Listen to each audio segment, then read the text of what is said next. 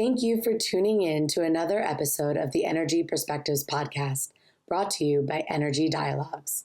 Well, good afternoon. We are here at the Permian Energy Dialogues. James, you and I have we're going to have a conversation about energy in the Permian Basin. My name is Beth Garza. I have a long history in the electricity industry on the Texas or the ERCOT side of the Permian. James, tell us a little bit about you. Sure. Beth, thanks for having me, and thanks to Permian Energy Dialogues for having us here. And I've been with Xcel Energy, working in the Southwestern Public Service area in covering the Permian and the Delaware Basin specifically for the last 17 years. I've worked in energy generation, customer relations, community relations, and it's been a great career. You know, the Permian is an interesting area, interesting region, tremendous energy resources below the ground that I don't know anything about, but also opportunities above ground in terms of wind, solar, and the need for electricity by consumers in that region. You know, from the Xcel Energy or SPS perspective, talk a little bit about the load growth that you're seeing in your region. Sure. It's been quite a task to get our hands wrapped around the load growth in the region. You know, over the last 10 years or so, we've been experiencing double-digit load growth. And with all the electrification that we're seeing coming from, you know, our customer base trying to get rid of their Scope 1 emissions and push those over to us through electrification. Mm-hmm. We've had a lot more requests for power. Of course, the industry just continues to grow in that area. The oil and gas industry just continues to expand. And so we have that. And then nationwide, of course, we have this data center and AI, you know, component that brings it in. You know, we're looking at our system size probably doubling in the next 5 or so years. Wow! So it's really incredible. And so we've in the Permian specifically, you know, we're seeing 5 to 6 gigawatts of new load. Okay, that's 5 or 6 power plants that have to get built somewhere to serve that load. You know, I understand your role is a little bit or a lot of customer interaction, right? Absolutely. And you know, I know on the Texas side of things, we're seeing a huge amount of interest from data centers to locate in the Permian and elsewhere, frankly, in Texas. Are those the kinds of loads that you're seeing contacting you, or is it primarily kind of oil and gas expansion or electrification? Sure, we're seeing a little bit of both. Okay. When we look at the New Mexico side, that's mostly oil and gas. Okay. We've been approached, and there have been some data centers that have been interested in moving into that area just because of the availability of land. But most of them have chosen to look other places where their power is more readily available. Okay. We have had some data center discussions in other parts of our SPS service territory, but most of it's oil and gas, and just huge growth in oil and gas. Okay. We've got to power our economy using something, right? To serve all of that, you know, big increase in load, talk a little bit about the process that your utility, your company has to go through to, you know, sort of plan and receive approval for the generation resources necessary to serve that load. So it's kind of twofold. So we look at, there's two different sides of it. There's the generation side and the transmission side. So we look at the generation side. Our generation portfolio is driven by our relationship with the New Mexico Public Regulatory Commission. Okay. And their attempts to make sure that energy stays affordable for all customers. And so we've been walking through a new process that just started. We were the first utility to work through that process. Okay. It's their integrated resource plan. Always good to be first, right? You're figuring out the process as you're doing it. You find all the kinks. So we started that process. We approached the PRC and told them where we needed to be, what we felt the need was, and what the generation shortage was that we had. And so as we started moving toward that, they implemented this integrated resource plan. And that integrated resource plan, they said that they wanted us to start in 2024. Okay. We said we actually feel like the need's more, pressing than that. So we wanted to start that process in 2023. So we went through the stakeholder engagement process, and we went through the RFP, and now we're sitting where we're getting ready to file the CCNs for that generation portfolio. And that generation portfolio was just made public earlier this year, and it consists of 17 projects. Wow. Totaling over 5,000 megawatts. Okay. And that includes thermal, Okay. it includes solar, wind, and there's some battery involved in that too. So are all those projects that Xcel Energy would be building on your own, or are you going to, procure those through some, purchase power agreements? Or we will not be building all of them. So we're going to have to do different CCNs as we go through the process of our self-build projects, and then the build transfers and purchase power agreements. Okay. So it's going to be a combination of both. So it's very, very diverse, not only in the makeup, but also in the ownership. And the acquisition of, right? That's right. And the timelines, right? So it's the timelines of getting these generation assets online are going to be from probably 2027 up through 2030. Wow. Is that fast enough?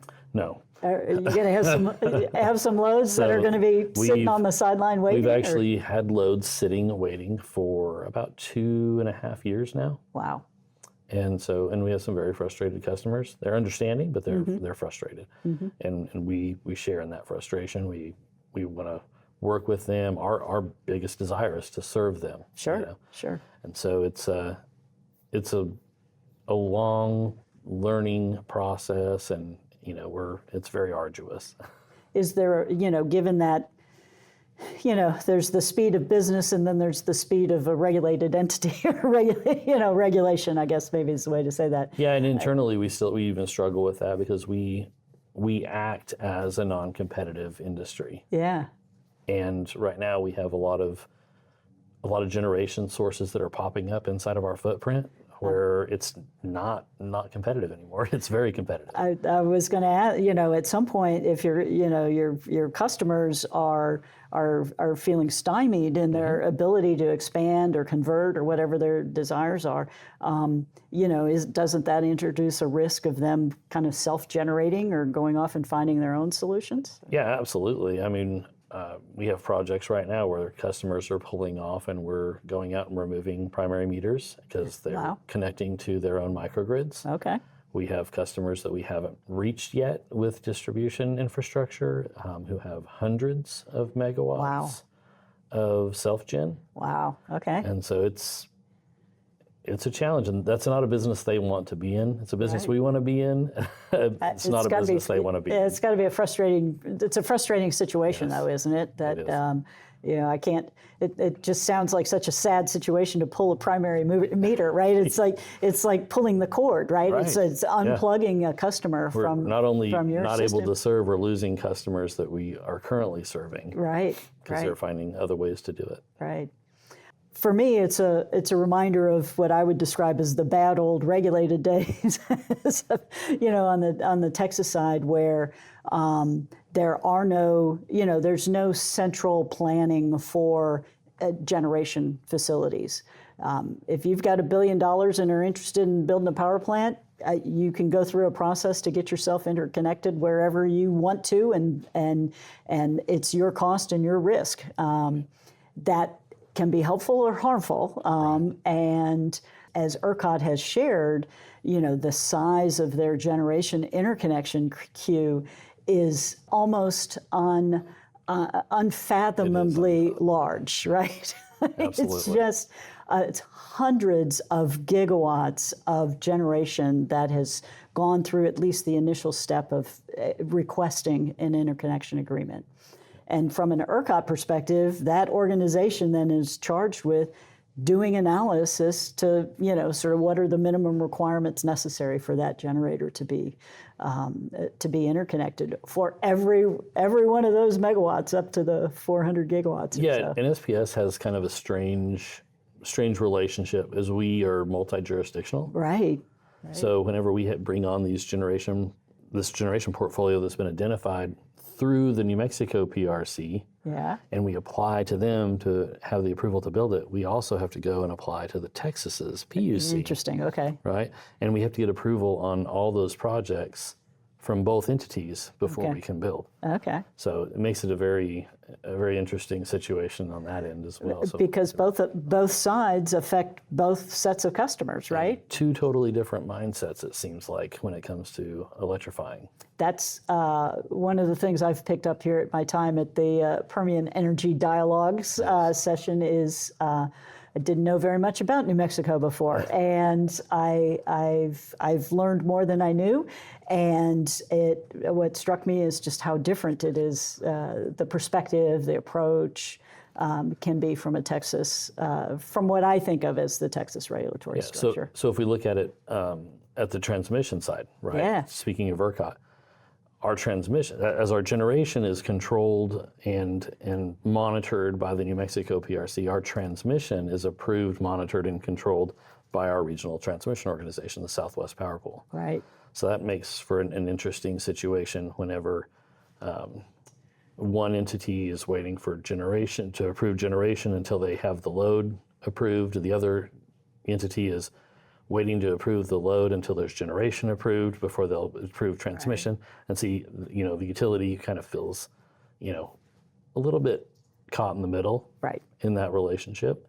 And so it's the environment that we're living in. And that as a regulated entity, that's, you understand your environment and you just have to be able to deal with those uncertainties. Just have to be able to move within the confines. Exactly. Yeah. No, it's a challenge that, again, given my history in Texas and the scope and breadth of the state and the region,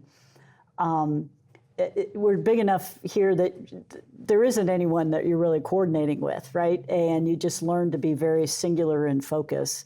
Yeah. And I know the opportunities I've had to get involved with issues in other regions of the country, I'm slapped upside the head with, oh my gosh, this is really complicated when there's 6 states involved and they all have different opinions, and how do you find a common solution? So yeah, that's being part of the SPP. There's great advantages in cost sharing on transmission projects. I mean, that's been very beneficial, and I can see from the other states, the other utilities that are involved in it, their frustration by having to fund so much as our service territory has grown in double-digit figures over the last decade, and they've had to share a lot of the costs and seen no benefit. Right. And we also see that, there's probably some of that same feeling toward this new 765 line that was just approved. Right. To run from Potter Crossroads down to Phantom Substation. So the cost allocation is a issue that it has the potential to be kind of an existential crisis for these organizations, where people have kind of entities have banded together and said, here, we're going to agree and cooperate and share the benefits and costs, and then somehow somebody will get their well, maybe we shouldn't have invited them to the table. Exactly, right. And frankly, even on the Texas side, from a transmission cost allocation perspective, we've had a very stable method for allocating transmission costs in Texas. Very unique, very simple, very straightforward. All load pays for all transmission across the ERCOT region. And we're now starting to see the potential for some cracks in that process. And why is that? What's driving that? It's the demands of new big customers driving lots of transmission expansion, and questions around, well, should residential consumers really be paying for all of that? Should all classes be paying for this? Exactly. It's certainly a question that is being discussed as we sit here today, and looking over the next year or so, I'm unclear as to what the answer will be, but it certainly will be a time filled with argument and debate, as I think others in other regions have been living with for a long time. I always like to ask people I'm talking to in this industry, we've got lots of issues, lots of challenges we're dealing with. James, if I don't want to presume I know what the biggest problem you're wrestling with right now, but if you could wave a magic wand and make whatever your biggest problem go away, what is that problem, and what is the problem? I don't want to ask you for the solution, but what is the problem you would like to have a magic answer for? Can I just give you a solution? Sure. All I want is a large generating station that'll take care of all of our customers' needs. Safe, affordable, reliable energy. That's really what we need, and we need it now. If we could have it snap now, your fingers. snap my fingers and have it appear, that would be fantastic. That's just what we need, is some magic fairy dust. So if we could have all the transmission solutions and all the generation resources, Right. On our system today, that would be fantastic. Perfect. That's great. That's a great answer. Thanks for having this conversation with me, James. I've appreciated it. Thank you very much. Thanks, Beth. Thanks for listening to another episode of the Energy Perspectives podcast. We hope you enjoyed this engaging conversation. Be sure to like, subscribe, and follow so you never miss out on an episode of the Energy Perspectives. For more information on Energy Dialogues, please visit energy-dialogues.com. Until next time.